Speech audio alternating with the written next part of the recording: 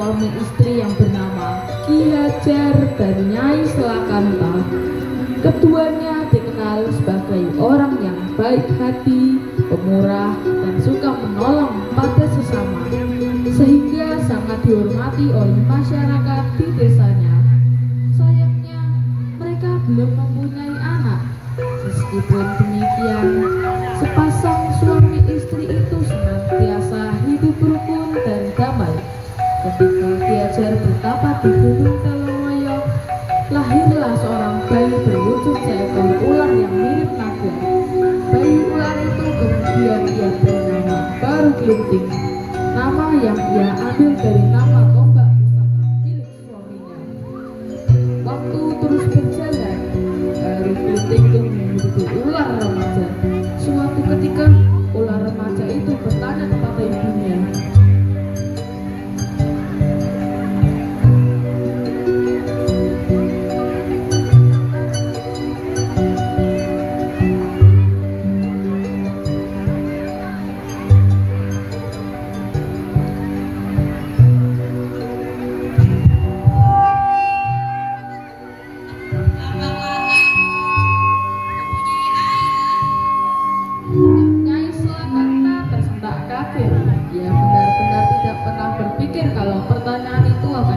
dari mulut anaknya. Namun, hal itu telah membuatnya sadar bahwa memang sudah saatnya Baru Klinting mengetahui siapa ayahnya. Iya anakku, kamu memang mempunyai ayah yang bernama Ki Hajar. Saat ini, ayahmu sedang bertapa di lereng Gunung Telomoyo. Pergilah temui dia dan katakan padanya bahwa kau adalah anaknya.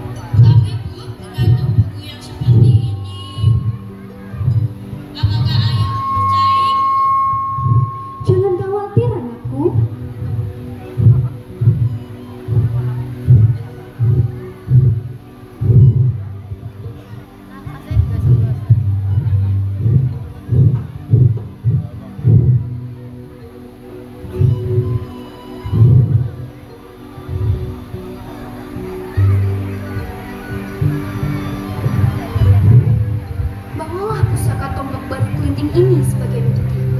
Pusaka ini milik ayahmu. Baik Bu, aku akan mencari ayah dengan membawa pusaka ini.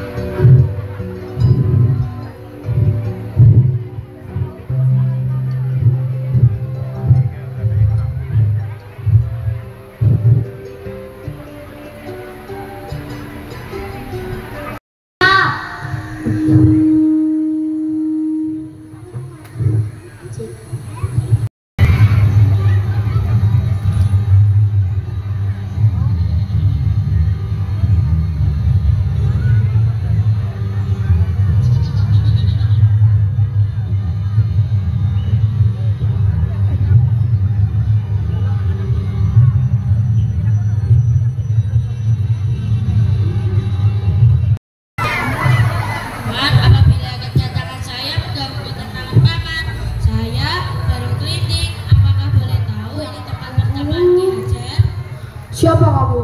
Seekor ular tak bisa berbicara seperti manusia. Ya, benar, akulah Ki Hajar. Tetapi, bagaimana kau bisa tahu namaku?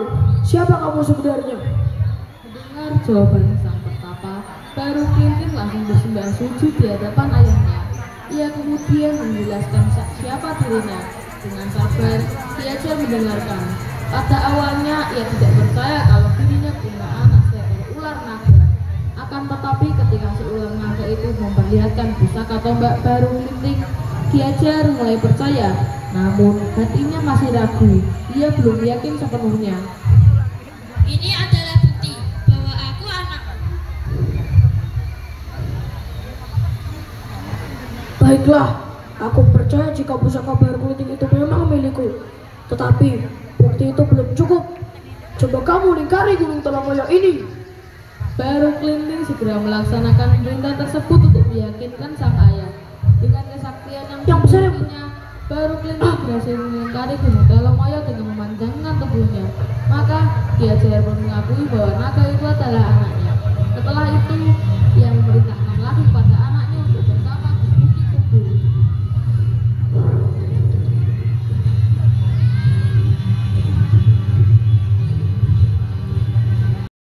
manusia. Baik, Ayah. Kamu dari sebelah saja pakai nanya inisiatif dong. Alah, kesuat kita ke... Setelah itu mereka masak untuk dijadikan hidangan dalam pesta. Hahaha, akhirnya berhasil kita taklukkan.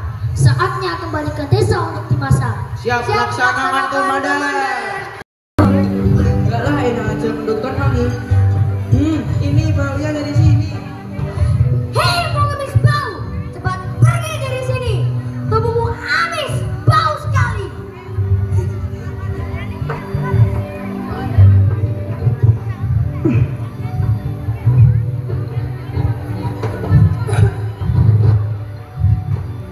Iya, sis.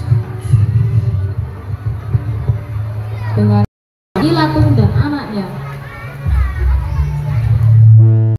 Kamu siapa, Le? Aku baru. Baru, kamu siapa? Aku warga desa sini. Aku di sini hidup dengan seorang janda tua yang bernama Nilatung. Namaku. Hah?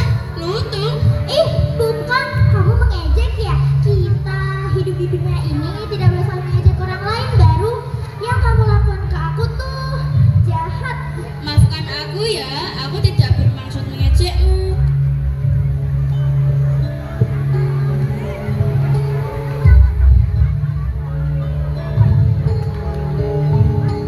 Hai anak muda, kenapa kamu tidak ikut berpesta? Semua orang pernah kehadiran saya di pesta. Mereka jijik melihat tubuh saya. Lalu saya diusir. Padahal saya lapar sekali nih. Sini anak muda, Nilatung ada sedikit roti untukmu. Cukup untuk mengurangi rasa laparmu. Terima kasih nih. Ternyata masih ada warga desa yang baik di sini. Iya anak muda, asal kamu tahu, semua warga di sini memiliki sifat sombong dan angkuh. Mereka juga tidak mengundang Nilatung ke pesta karena mereka tak suka jika ada nenek tua di tengah pesta. Kalau begitu, mereka harus diberi pelajaran. Nyi, jika mendengar suara gemuruh, siapkan lesung kayu ya, Nyi.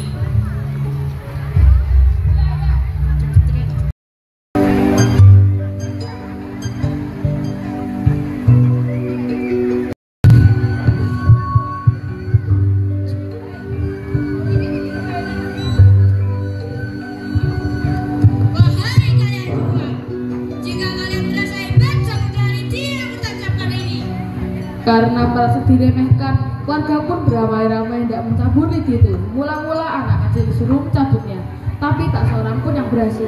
Selanjutnya giliran kepala desa, jagoan kampung, dan para perempuan semuanya juga gagal. Woi, sadar kocok-kocok, ayo cabut lidi kuwi.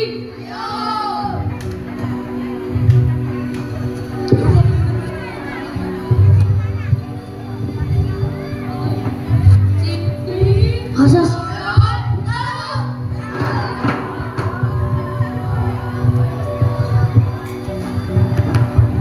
Minggir.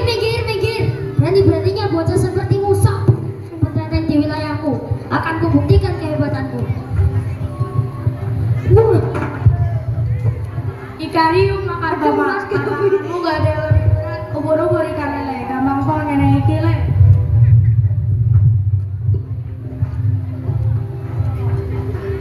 Dia sepele ini mau untuk yang seorang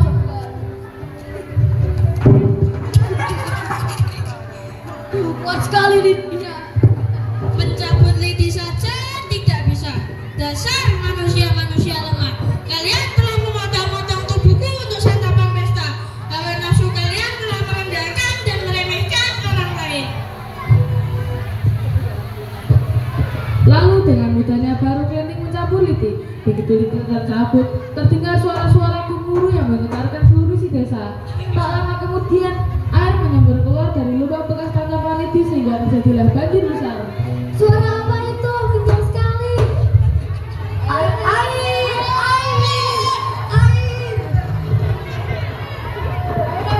Warga yang sedang berpesta itu lari kalah kabut untuk menyelamatkan diri. Namun, usaha mereka sudah terlambat karena banjir telah tenggelamkan mereka. Sementara itu, setelah sudah berlari menuju rumah Nyilatung yang sudah menunggu di atas mesum.